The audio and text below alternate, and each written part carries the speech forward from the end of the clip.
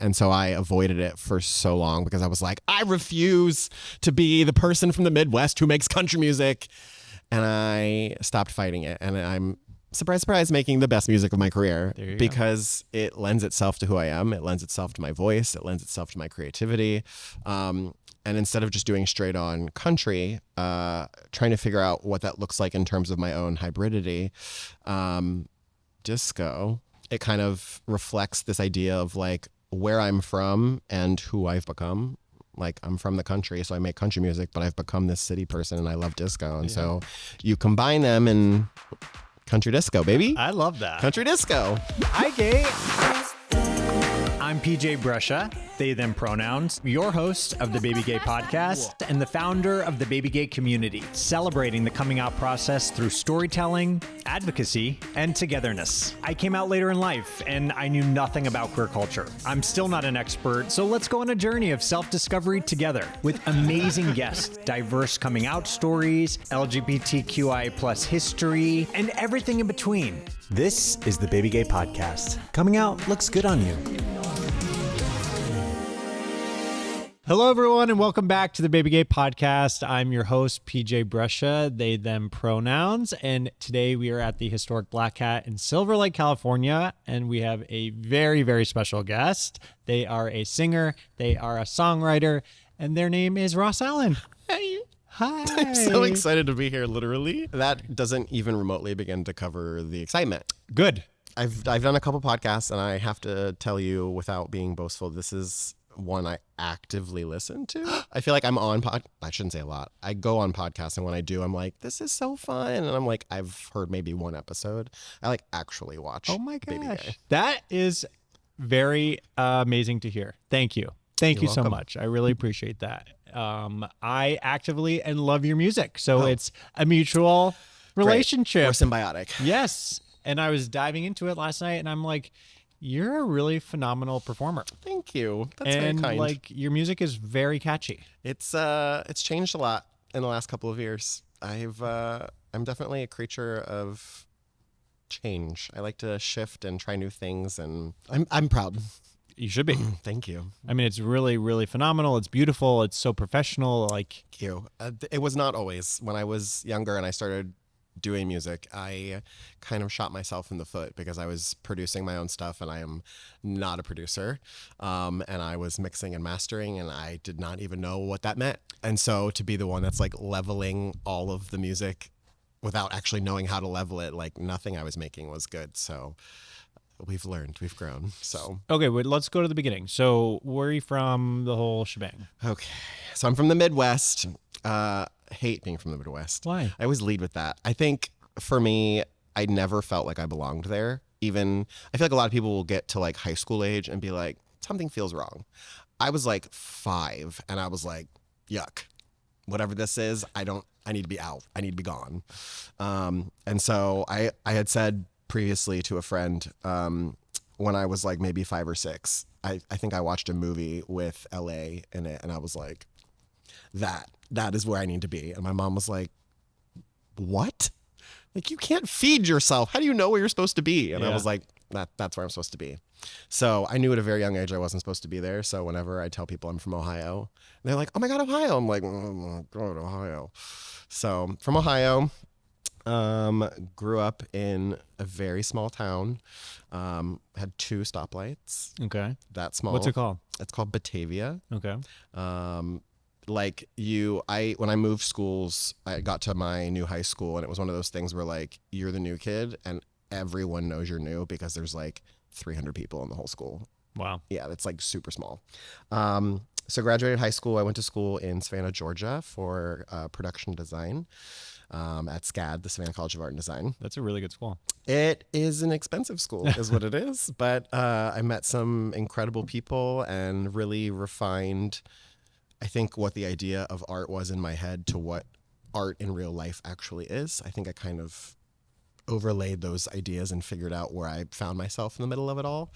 Moved to New York. I was in New York for a few years doing a million odd end jobs as one does to survive in New York. Mm-hmm. And then in 2017, I moved to Chicago. I was in Chicago for a handful of years.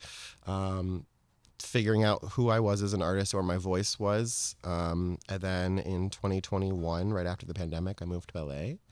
And I've been here for almost 5 years, and I'm not going anywhere. Thank you. Love the city. Me too. It sounds so funny to me to constantly be like, I love LA, especially being 5 years in, because I feel like a lot of people move here and they get bored, or they're like, it's also LA. been a rough 5 years, let me tell you. Given the current political and sociological landscape, yeah, it's been rough. Yeah. But I feel the most myself I've ever felt here. I feel the most at home I've ever felt here. Creatively, I feel the most inspired I've ever felt here. And it doesn't surprise me when I reflect back to being 6 years old and being like, that place. Well, I honestly feel, I mean, let's go. I mean, we can get real woo here, but like, what is time? You know what I mean? Like, Passing. Fleeting. I feel like our 6-year-old self, like, kind of already is with our future self, and they're like in tandem. So I think things that we envisioned as a 6-year-old is because we knew they were happening at this simultaneously. Sure. But I completely concur. Like, LA, I never expected to live here. I did not expect to live here, and I landed here, and I was like, wait, this is home, and this, I mean, I love everything about this city, and it gets such a bad rep, and I think that's for whatever reasons it does. But I've felt like the creativity in LA when I landed here is so palpable, and everyone is, granted, everyone is aspiring to do something, but it's just, it just breeds invention and creativity, and I don't know, like you can feel it. I've said that before. I think I said it a lot when I lived in Chicago, because I love Chicago, but I'm not a fan of the cold, and it does not get colder than in Chicago. But I said that a lot when I lived there, because I realized, having previously lived in New York, I was like, there's an electricity missing. And that was always what I would say to people, is I'm like, they're like, how do you like Chicago? And I'm like, there's an electricity missing. So when you live in New York, there's electricity in the air. Yeah. And it's not, the Times Square billboards or the subway electricity. It's like the connective energy of all the people like chasing something bigger than themselves, wanting something larger than what they currently have. There's a hunger. I kind of compare that electricity to hunger. Yeah. And when I moved to Chicago, I was like, I miss that electricity. And I knew moving to Chicago that it was not going to be like a long-term thing, but coming back to LA within the first like couple weeks of being here, I was like, the electricity. Yeah. Because you're right. Like, everybody is here to, breed innovation, breed creativity, breed their passion. Yeah. And you feed off of it. I feed off of it. I don't know how you feel about it. Totally. Yeah. It's like everyone's following their dreams, and it's contagious. Yeah. And, what brought you to Chicago initially? Being poor. Okay. Yeah. I was living in Brooklyn, and it was one of those things where I think I could have stayed if I really wanted to like do New York. But I think New York was never really on my sheet of plans. I went in college, my senior year, I went for like a spring break elective course thing. And I was in town for like 2 hours, and I called my mom and I was like, I'm moving to New York. And she was like, okay, first off, you're 20, calm down. Yeah. And I was like, I'm graduating in 4 months and I'm moving to New York. And she was like, you've been saying LA since you were a child. Why now? And I was like, I have to be here. Yeah. And it was the electricity. Yeah. I just needed the electricity, and I had never been to LA, and New York was the first place I went that had it. And I was like, this is it. This is where I need to be. So I jumped the gun to move there. And like I said, I think I could have stayed if I like really wanted to put the pedal to the metal. But I think knowing I wanted to be in LA, I was like, I should probably not be working 3 jobs. I should probably not be working 20 hours a day, 7 days a week, just to like barely make my rent. Which is so funny now, because I look reflectively and I'm like, I was paying $900. I would kill to pay $900 literally now. Yeah. But for me, I went and I had all these plans to kind of fix my life and my finances and where I was in terms of career and job. And I told myself that I would give myself 5 years to like meet all of those goals. And I did it in 2. In Chicago. Yeah. Okay. I did it in 2 years. And I was like, okay, I guess we leave. And then the pandemic happened.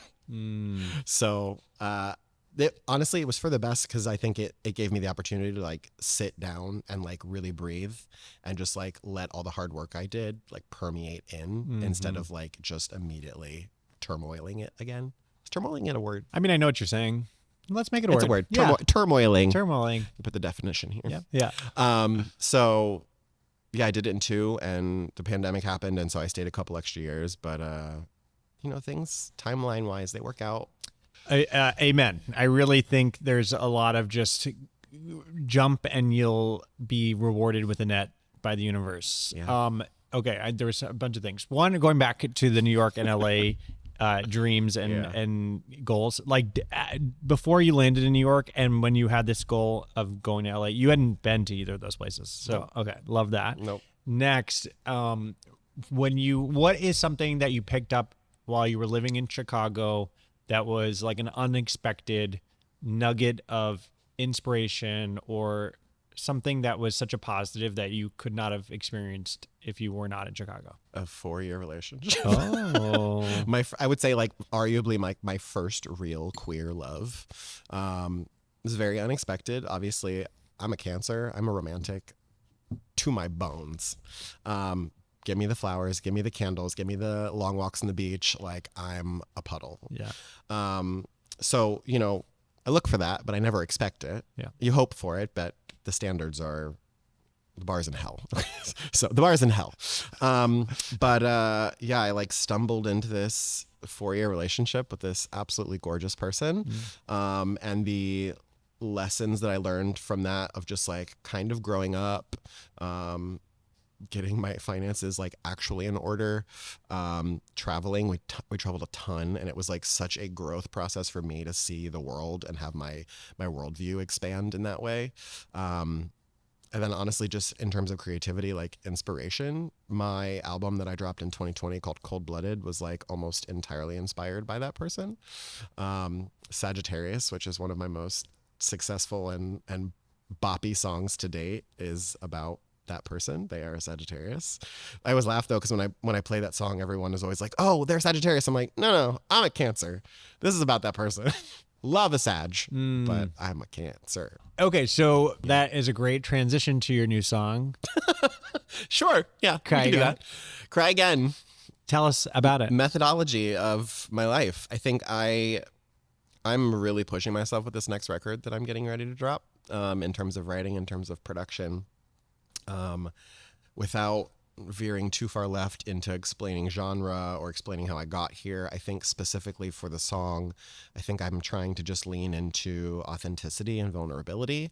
Those are 2 things I like really, really strive to be in most things that I do in my life. And so in terms of being a certified crybaby, I was like, crying is kind of an ethos for me. I think as a younger person, it was healing, but not in a way that I understood. Whereas now it's like, did you see the movie Carrie? Is it called Carry On with Taron Egerton, where he like is at the airport and he's a TSA agent? No. It's an action movie. Okay. I cried 4 times. Make it make sense. It does not make sense. I will cry at almost anything. Okay. Leaning into my vulnerability and my authenticity, I'm like, okay, I have to write a song about crying. Like I'm leaning into it. It makes sense. So we'll write a song about crying. And then the more that I was writing it, I realized that it actually is like a huge piece of me. The vulnerability of crying, the idea of like letting things out, the idea of shaking things off and being vulnerable and crying again and again and again. It's like, that is not only who I am, but it's kind of this ethos that I want to put out into the world of like, crying is healthy. Because I think as a person who is queer, who is non-binary and straying away more and more every day from masculinity, like crying is viewed as this like weak, like, ew, you're crying, that's weak, buck up. And I don't view it that way. I view it as a superpower. Yeah. I'm like, I am allowing my emotion to expose itself. I'm allowing myself to feel. And I wish that everybody else would do that more. That's incredible. You're reclaiming it. I'm reclaiming crying. Yeah. I don't know that it ever needed to be claimed, but I'm reclaiming it. But it just says, just as you're describing, like it's growing up, we are so instilled that it's so weak to cry and it's so feminine to cry and don't be a sissy, a girly, like all that shit. And it is also like proven to be good, I think, physiologically. Yeah. It's also good for your skin. Oh. Skincare routine, cry. Just cry a Just cry a lot. And then wipe it all over your face. Find a movie that makes you cry and watch it regularly. Okay, let's talk about crying. Like there are times that I know that I need to let it out, and it's like I'll have to induce crying. Yeah. And I What have are your triggers? Some I shouldn't say triggers. That sounds what are my bad. triggers? What are you triggered by? Well, oh God, do we have time? We don't. Do I have like a playlist of like beautiful songs Okay. that induce crying? Yep. And for various reasons, and I will listen to that music. Do you feel like it's just like you need an emotional break? Yeah, I mean, it's just like like heavy periods of time, and it's like, then I'll go for long periods where it's like, oh shit, I haven't cried. Like I feel it inside me. I feel like it needs to get out. I'll then realize, oh, it's been like months since I've cried. Yep. I'm like, I think it's time to cry, and I will induce it, and it will feel so good. It's healthy. Yeah. It's so healthy. Yeah. And what better way to do it than to do it while you're dancing?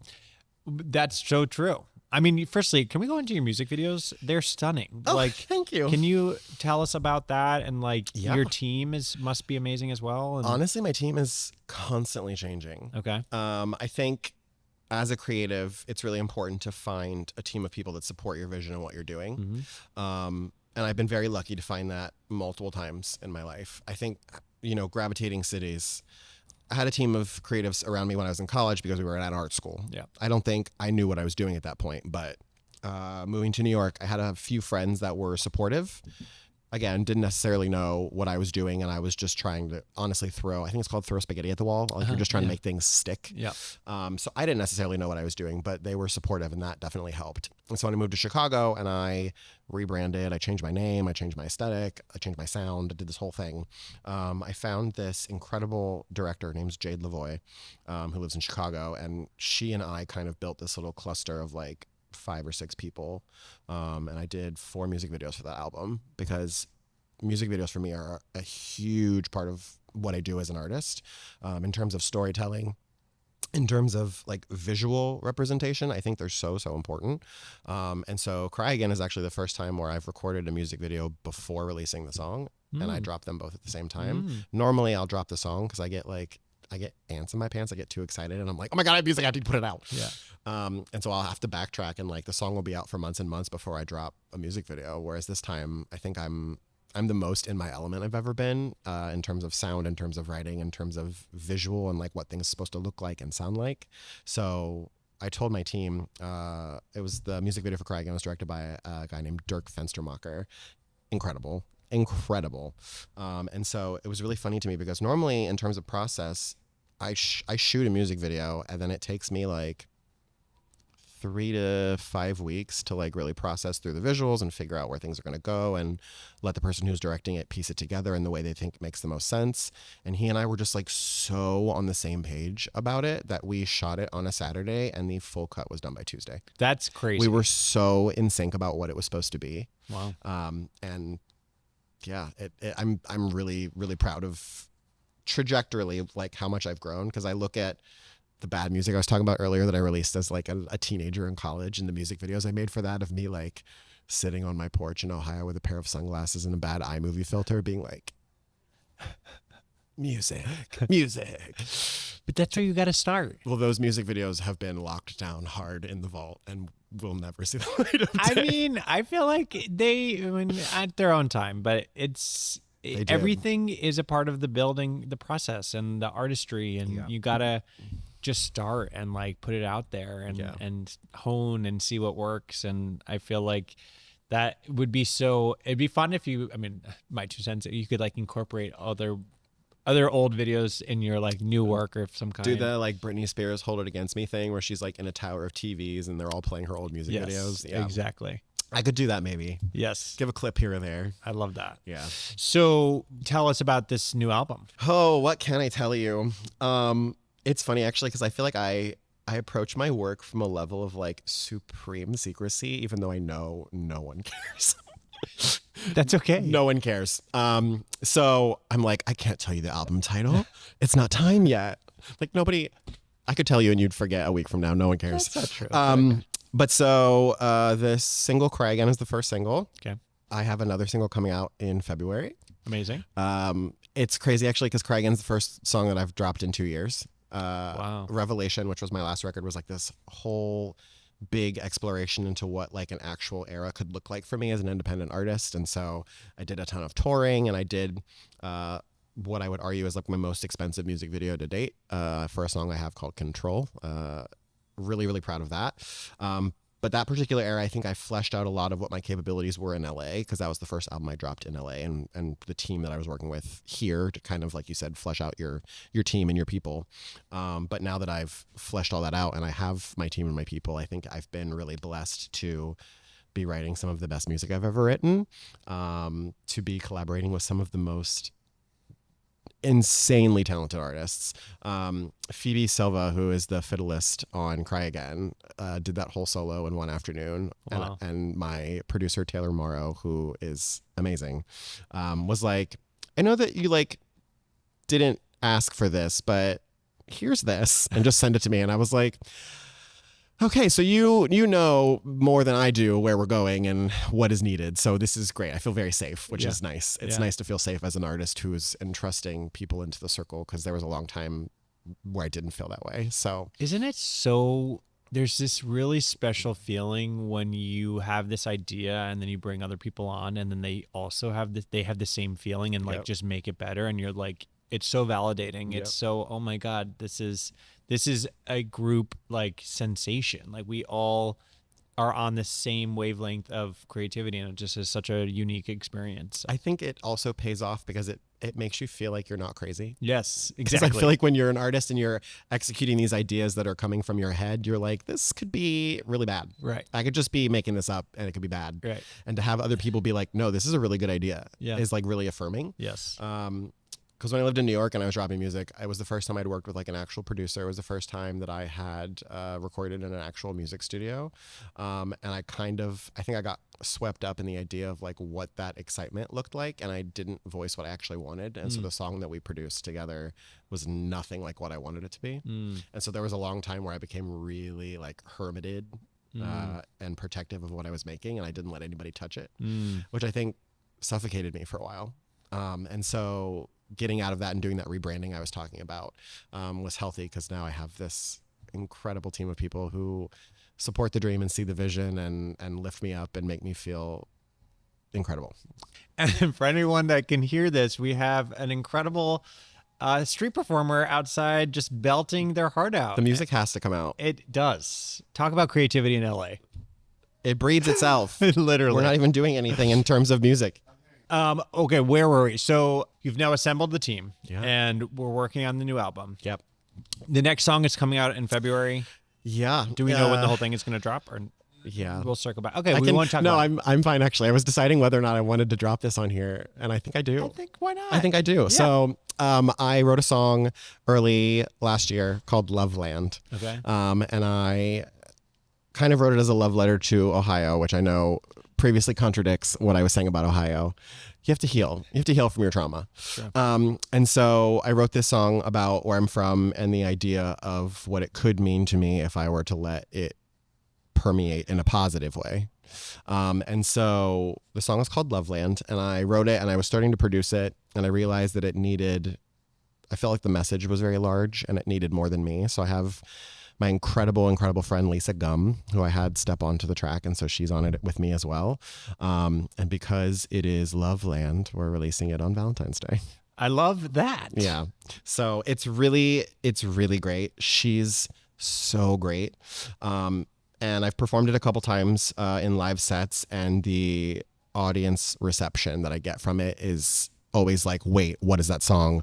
Why have I not heard that song? So I'm really excited to see how it tracks, because Cry Again's reception has been insane. And so if I get anything like what Cry Again has got for Loveland, I'm all smiles. It's only going to give it more and more. So I'm all smiles. yeah, that's incredible. Thanks. And I know, your music has evolved in genre. Yeah. And how would you say it's reflecting your evolution? She's changed a lot, because when I started releasing music, I was a Christian. That's a whole other podcast episode. Yeah. And so I was doing like alternative Christian pop, and then I kind of leaned into like the 2012 of it all, and I was doing like some folk stuff because I loved Fleet Foxes. And then I moved to New York, and I was trying to be a little edgier, so I did this like alternative rock pop moment, and then I did neo soul a couple years later, and then I went into like full radio pop, and I've been all over the map. And I think there's a benefit to growth and there's a benefit to exploration, but I think there's also so much comfort in coming home. And so I think as I've gotten older, pop is a very big part of who I am. But I've been avoiding country music my whole life because I'm from Ohio. I'm from the Midwest. And it's what is expected of a person from the Midwest. You know, oh, you're from Ohio. Of course you would make country music. And so I avoided it for so long because I was like, I refuse to be the person from the Midwest who makes country music. And I stopped fighting it. And I'm, surprise, surprise, making the best music of my career because it lends itself to who I am. It lends itself to my voice. It lends itself to my creativity. And instead of just doing straight on country, trying to figure out what that looks like in terms of my own hybridity, disco as a queer person, as a city dweller, someone who loves living in a city, it kind of reflects this idea of like where I'm from and who I've become. Like I'm from the country, so I make country music, but I've become this city person and I love disco. And so you combine them and country disco, baby. I love that. Country disco. It makes sense. Yes. It does though. Because even anybody that I tell about it, they're like, oh, that's so you. Like, oh, that's you. Duh. So it's been affirming. You have this running from the Ohio, but then the Loveland, the returning to the musical roots, like there is clearly you do have a love for this place. There's been a bit of healing that's happened. My last record, Revelation, was this journey about home. It was 5 tracks, and the entire story of the album was basically like realizing that I've never felt like I was at home, and then realizing home was in myself and learning how to share that. And so I think having dropped that record and kind of done that therapy session, because I feel like all album creation is just like a big therapy session. I do think that there was some healing in my last record that I didn't expect, which would make sense as to why now is the perfect time for me to be leaning into the country and writing songs about love and where I'm from. So coming home to yourself. Yeah. Going back to your coming out journey, what was that like? Big raspberry noise, insert here. I think for me, I knew at a very young age, and I think my mom and I fought it for a really long time. Obviously, being from the Midwest, it's not a thing now because, you know, Gen Z, you're welcome. Yeah. But, you know, in 2000, that's not a thing. You can't be gay in the Midwest. That's not a thing. And so I fought it, and I hid it the entire time I lived in Ohio. I hid it most of the time I was in college, which would have been the time to come out because I was surrounded by art students and a ton of queer people in a city that nobody knew me in. But I doubled down on the Christianity aspect of it all while going to art school. So yeah, I moved to New York. And when I moved to New York, I was like, okay, we're wiping the slate clean. I'm not going to be Christian anymore. I'm going to put that down because that's not what I believe at my heart. And I need to be true to myself, especially if I'm going to be pursuing what I want in this giant, beautiful Big Apple. And so I put down my faith. I put down the idea that I had to be this straight, closeted person. And so when I was living in New York, I never really officially had a coming out moment. I just got to a point, and this was like, I want to say like the end of 2013, where I was like, you know, I'm just not going to lie anymore. Like, I'm not going to pretend. And if people ask me, I won't lie and I'll tell them, but I'm not also going to go out of my way to be like, hi. And so I never really had a big coming out moment. I think at some point it just became my truth, and I let other people see that truth. And a lot of assumptions were made because assumptions were made since day one. Right. But the only time I think I ever actually had a coming out moment was while I was living in New York. It was like summer 2014. I was on like a 4th date with someone. We went to the beach. But I was on the beach with my friend and we were relaxing. My mom called me and we were having a very brief phone discussion, and somehow my sexuality came up, and I was like, I'm not doing this with you over the phone. Like, we can do this next time in person. Like, we're not doing this now. And she was like, it's okay if you're gay. It's fine. And I was like, I'm bi, but that's a whole other conversation. She's like, no, you're gay. And I was like, wow, cool. Thank you for telling me what I am. I appreciate it. And so there were many years where she was convinced that I was gay. And I was like, no, I'm bi. I still identify as bi. Okay. It's been over a decade. Like, that's not going to change for me. But I think that was probably the only time where I actively like told someone that I was queer. I like went out of my way to express it. So I think in terms of expression also, I think times have changed. Yeah. There's so much that's different now. Whereas like if I was, I don't know, 19 again, and I was, you know, commuting back and forth between Georgia, the South, and the Midwest, and I was wearing skirts like I do now, or like wearing eye makeup and painting my nails and doing what I do now in terms of expression, I would have had that fucking shit beat out of me. Yeah. And so I think that there is a line as an adult that I crossed, and I don't know how you feel about it in terms of your expression, where it was like, living in cities, obviously there's a higher level of safety, like living in New York where expression and Broadway and queer people are everywhere, or like living in LA where, you know, same thing, there's queer people all over in terms of expression. I still get looks, even in LA, walking down the street, wearing skirts or heels or whatever it is. But I think there's a line that I crossed, I think right around when I turned 30, when I was leaving Chicago, where I was like, I can't fight this anymore. Like I can't actively make everyone else comfortable. I always reference this therapy session that I was having where I was so on the fence about starting to identify as being non-binary, because I had one friend in Chicago that had started doing it, and I was like, I kind of resonate with that, but I don't know if I'm a cis man and I'm wearing skirts and painting my nails, I'm challenging what it means to be a man in modern society. And I kind of like what that would look like. I like the idea of challenging the standards. And my therapist very calmly went, is that your job? And I said, no, reluctantly. And she was like, you spend so much time trying to help everyone else. You don't actually help yourself. And so I had to take a step back and be like, okay, if I'm not helping anyone and I am just choosing to prioritize my own being, what is it? Who am I? And without blinking, every fiber in my body was like, non-binary. Yeah. So yeah, I started identifying as non-binary, and I think it's that line that I was trying to describe where it's like you get to a point where it's like, I would rather identify as what I am, and everyone else can figure it out. Exactly. They can figure it out. Because I think in terms of pronouns, I'm one of the more relaxed people. I feel like there's people who are very gung-ho about like the representation aspect of it, which I am so grateful for. But in terms of gender identifying and in terms of like being mislabeled, misgendered, I'm pretty lax, honestly. Like I don't mind when people misgender me. I think the only time that I go out of my way to correct people is when I feel like they're being intentionally malicious or cruel. Yeah. Which is very seldomly, especially living in LA. Yeah. So, side question for funsies, because I'm trying to buy some heels myself, and I have a size 10.5 for men's, and then for women's it's 12. So you're gonna come over and try on all my shoes because we wear the same shoe size. Oh, that's amazing. We wear the same shoe size. That's incredible because it's hard to find 12. So in LA, Santiali. Okay. She has it all. She has it all. She does. She's where I get my diamond encrusted jeans. Okay. She's where I get my 6-inch heels. Santiali? Without question. Great.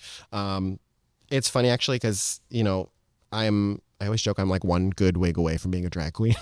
Why not? Which is a compliment. Yeah. But I go down there, and it's funny because I don't feel like I would ever see someone in drag doing last minute shopping, but I feel like there's probably like dozens of like boy drag, like daytime queens walking around like, ugh, I need this for the show. I need this for the beat. I need that. Totally. And like, I'm, you know, as an entertainer, I'm walking around. I'm like, yeah, this is real. Yeah. You walk around and you're trying to find shoes that fit. Yeah. Cause I love a platform heel. Well, it's so annoying because it's like, I was just looking for shoes for an event coming up, and 11. They all end at 11, and I was like trying to squeeze my foot into 11s, and like I was like, I can make this work, but it's not my size. I also feel like I have really good luck online, which is rare. I feel like a lot of people don't. They'll order things and they normally don't fit, or they're not what they're buying. You know, you get on Temu and you're ordering a diamond ring and it like a napkin shows up. Like, just no luck whatsoever. But I feel like I have weirdly good luck. Online, I ordered a dress very last minute for this wedding I just went to, and was like, well, it'll fit or it won't. Hopefully it fits. And it fit me like a glove. That's incredible. Like a glove. That's amazing. So I have weird fashion luck.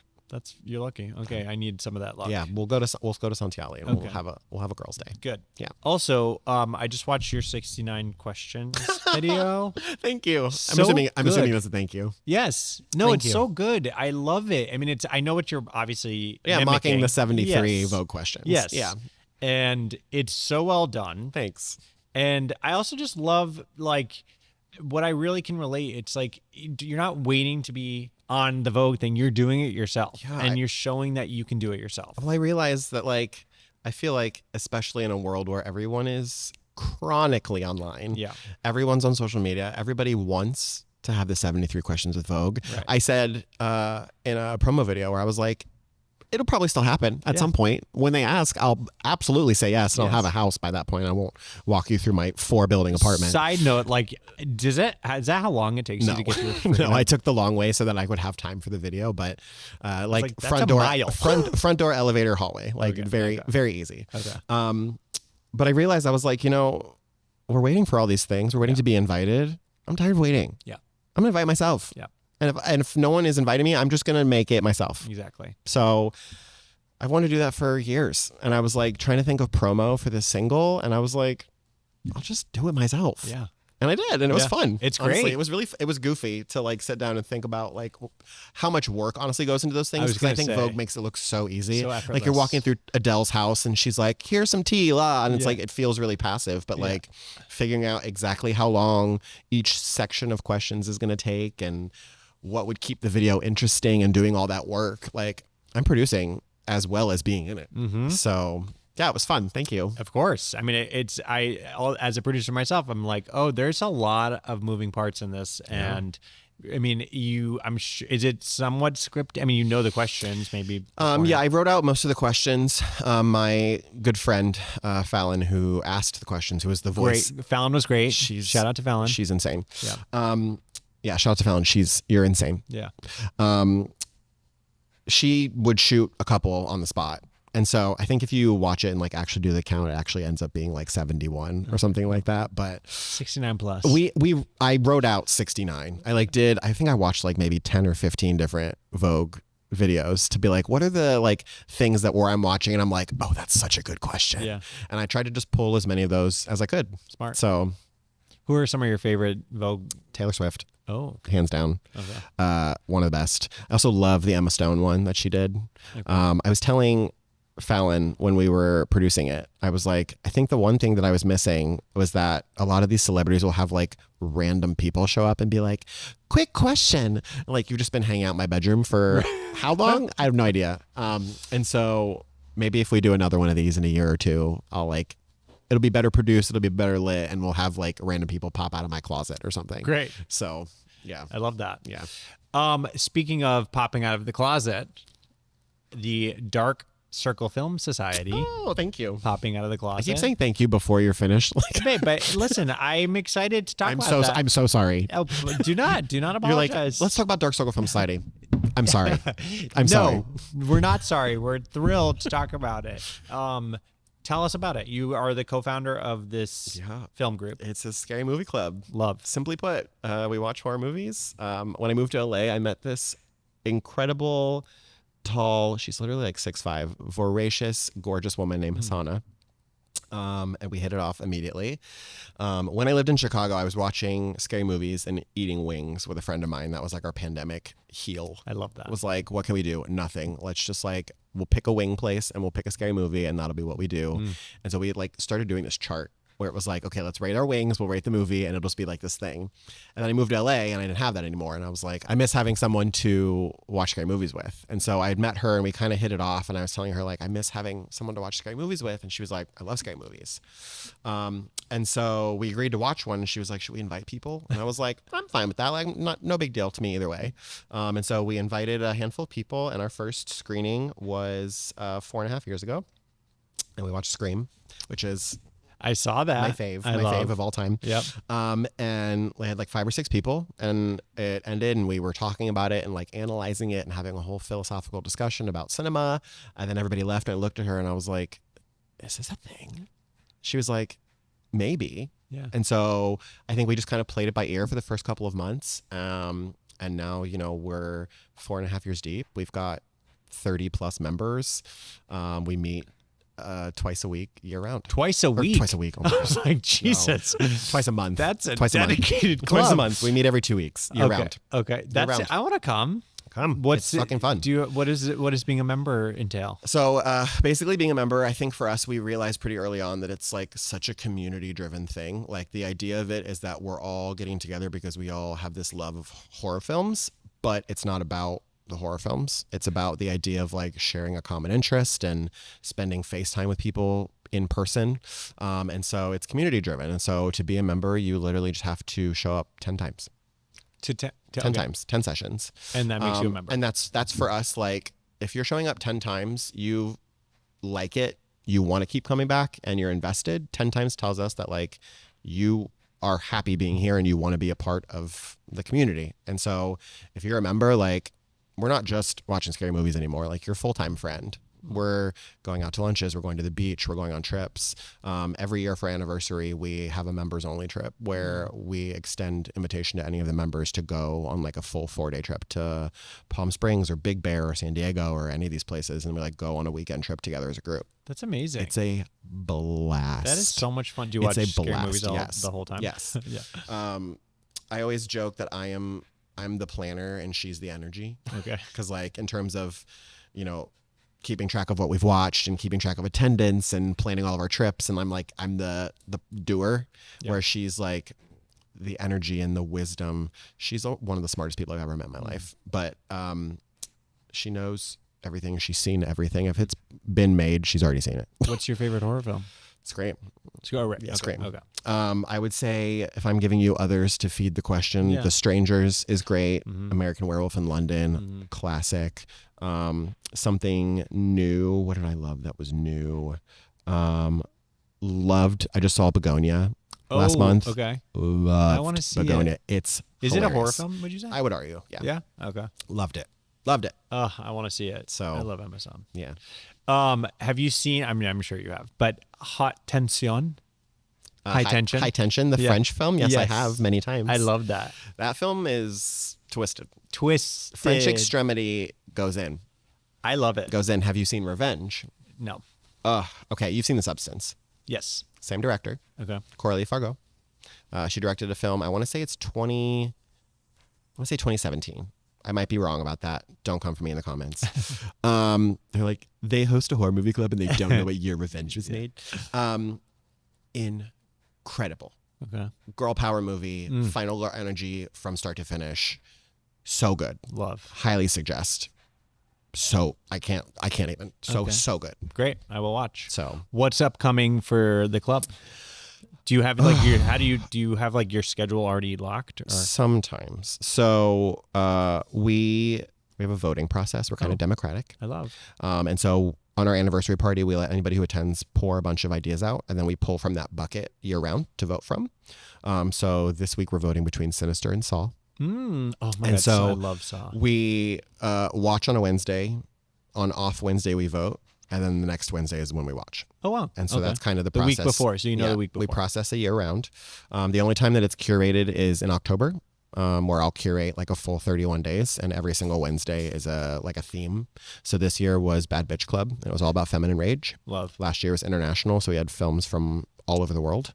And then we're bi-weekly, so just finishing that. And then we just started doing series. And so last year we did one called Decades, where every second session of the month we were choosing between, like, January it was 2 movies from the 1910s. In February it was 2 movies from the 1920s. So we were doing a decade series. I love that. This year we're doing a series that I came up with called Classics, where I realized there was a lot of films we had not gotten to that are like huge, impactful, like blockbuster cinema horror movie. And so that's the series that we're finishing right now, which is we're voting between Saw and Sinister because those are both classics. I am like so in awe on how amazing and organized this group is. I am an OCD freak. Yeah. You watch the 69 Questions. I say, I think multiple times where I'm like, I'm a freak. Horror films and the queer community, they're pretty linked. Oh, yeah. And what do you think that link is? Underrepresentation. I think you look at historically queer people in history and it's like pushed aside, shoved under the rug. Don't let anybody know. Everything's so hush hush because it's othered. And then you look at historically, like the history of horror films. It's like how many horror films have actually won Oscars? Legendary acting performances. Toni Collette in Hereditary, like, emotional just thinking about it. Insane. Gypped. Like one of the most insane roles that could be played, acted her fucking face off, wasn't even nominated. Not important. No one takes it seriously. And I think queer people are very same. It's like, why are we just now having all these like landmark award titles of like, oh, first bisexual person to win a Tony, Alex Newell, like first openly non-binary person to win a Tony. Why are we just having that now? It's 2025. There have been non-binary people around forever. Yep. There have been bisexual and gay and queer and lesbian people around forever. We're just now getting there because it's becoming popular. It's like becoming a pop culture thing. And I feel like horror in the same vein is like finally kind of starting to pick up steam. Not that it hasn't been in pop culture. You know, Scream is my favorite horror movie of all time. Change the genre. It's one of the most iconic, most recognizable film franchises in history. Didn't win a single award. Why? That's crazy. Yeah. It's crazy to think about. Great. It is so crazy. There's so many parallels. Yeah. You should make a horror film. I thought about it. Yeah. I do regularly think about, I feel like in terms of writing, in terms of music, I'm like always 5 eras ahead of myself because I don't have the finances to keep up with myself. I had said that recently where I was like, if I had so much money that I didn't even know what to do with it, like this album would be done and out already and I would already be mostly done with the next one. Like I'm that far ahead of myself in terms of writing, in terms of creation. Like this album will come out in the spring. I already know what the next album is going to sound like, look like, and I've written half of it. Wow. Like I'm that far ahead of myself. And so I regularly am thinking about like horror album, Halloween album, horror visuals. Yes. Constantly. Yes. So that will be down the pipeline at some point. I'm sure. here for that. So excited. Keep your eyes peeled in 2031. That leads to the next section. We're going to do a quick little rapid fire questions game. Okay, I have to say, yeah, I feel like watching all this Wicked promo that's been coming out, yeah. people are like, okay, Ariana, Cynthia, rapid fire. What do you think is the ethos of what? Like, that's not rapid fire. Rapid fire is like, yes, no, I can give you quick, like short. These are, yes. Okay. Well, maybe. Yeah, we'll see. She's like, how many times have you cried again? And what was the root cause of the reason you were crying? What was your childhood trauma? Go. Favorite venue in LA to perform at? The Whiskey A Go-Go. That's iconic. It was one of the first ones I performed at, and it was insane. That's truly iconic. Go-to coffee order on a recording or writing day? I don't drink coffee. Or tea or beverage tea, order? I will like a hot water with lemon. You said on a recording day. Yeah. I don't advise this for anybody else, but I love like a cold Coca-Cola. Yeah. I just like as a sip here, a sip there. Yeah. Most essential item in your songwriter artist toolkit? I'm going to say my phone. Yeah. Because I write at all times. And so literally like pulling it out and being like, this is a lyric that I need to think about. Or like scootering down the street, I'll be like, oh, that's gorgeous. And I'll pull over and I'll be like, I need to write this down. Did it on the way here. Do you have like a time of day that you find the most inspiration? 2 a.m. Yeah, you do. I'm a night owl. Yeah. And it sucks. I'm in bed. I'm like falling asleep. Yep. And it has this spark of inspiration and it's like a test. It's like, do you want to remember and keep it? Do you actually care about your art? Do you care? Or do you want to sleep like a little bitch? Right. Literally. It's the test. It's like, I'm so comfortable and I'm just about to fall asleep. Fuck, I have to like undo that. Yep. Go get whatever, write it down. No. I also feel like it might be a little bit of conditioning on my part because I hate sleep. Oh. I feel like I'm out on a limb. There's not many people out on this branch with me. Hate sleep. You hate it. It's such a waste of time. If I could, I always joke, I'm like, if I could take a pill and someone's like, if you take this pill, you'll never have to sleep. Gone. Like I'm done. Wow. Hate it. It's such a waste of time. I hate waking up. I hate going to sleep. Hate it. That's a hot take. Everybody loves sleep. I do, Everybody loves naps. I support it. Equally, I need the support for sleep hate. We'll find your people. We'll find your people. You have to be out there, please. Please, you have to hate sleep. Someone does. Anyone. That is such a unique. I love that because I've never met anyone Ross like Allen that. hates sleep. Hates sleep. Hot take. That's the title of this episode. Okay. If one of your albums had a signature cocktail, what would be in it? This is a wild. It's not going to be a cocktail. I'm going to say this upcoming record is Fireball. It's just a shot of Fireball. Oh, that's good.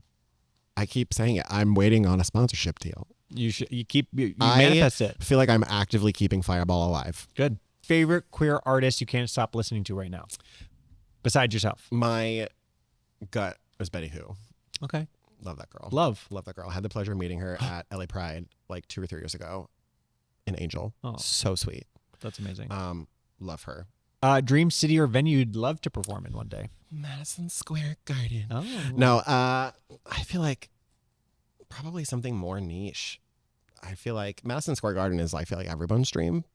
But like, I see you skew New York and not LA. I think it's just the iconic MSG. Yeah, I think the bowl. I think the Hollywood Bowl would just be beautiful, bonkers. Yeah. What's giving you hope right now in the queer community? I think that everybody's on the same page. Everyone is like, "You good? Are you okay?" I think that everyone is fine and not fine, and there's a lot of like solidarity and camaraderie, and us being like, "We're not okay, and we're doing it together." Yeah. So, yeah, the like solidarity of just being together and not being okay. Yeah. And lastly, what's one piece of advice you would give your baby gay self? Baby gay. Wear the skirt. Wear the skirt. I was 31 years old when I put a skirt on for the first time. And when I tell you, thinking about the fact that these legs were hidden for 31 years, a shame. It's expression. Yeah.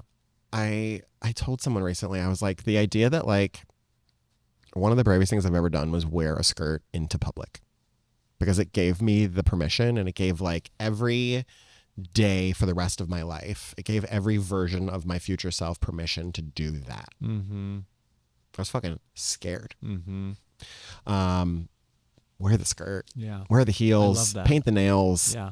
That was the nails for me. Paint the nails. I was in kindergarten, I remember, and I had like only girlfriends, and like they were painting their nails, and I wanted to paint my nails, and I felt the shame and the family stuff, and like, no, don't paint the nails. And it wasn't until like recently that I started painting my nails. I'm like, and I was scared when I first did it recently-ish. Like I was scared to like have painted nails and go into public, and now I can't not have my nails your nails painted. slay. Chrome is the go-to. Yeah.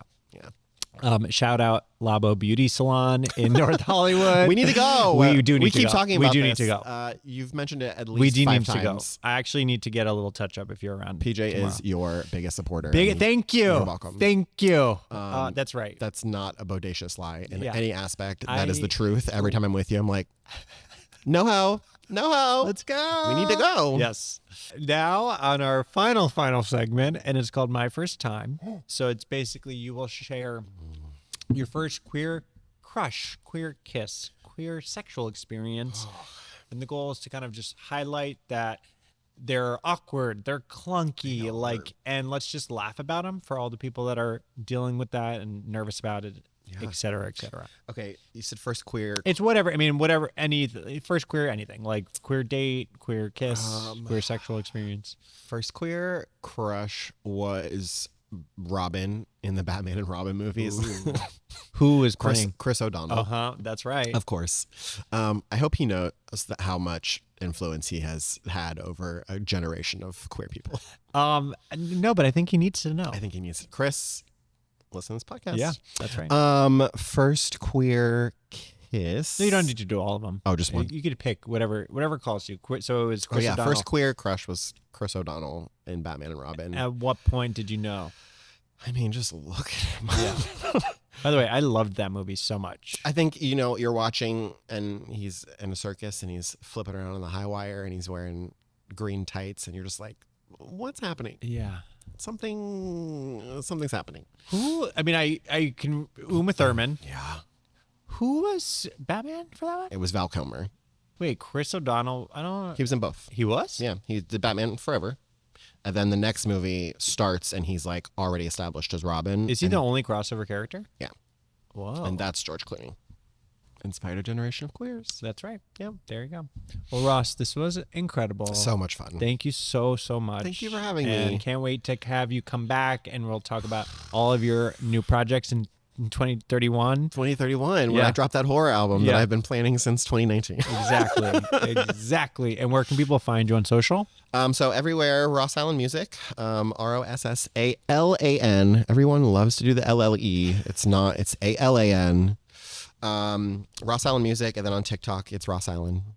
Other than that, buy the shirt. It's $20. That's right. Be a certified crybaby. Thank you. Listen to Cry Again. The music video's out now. It's on streaming.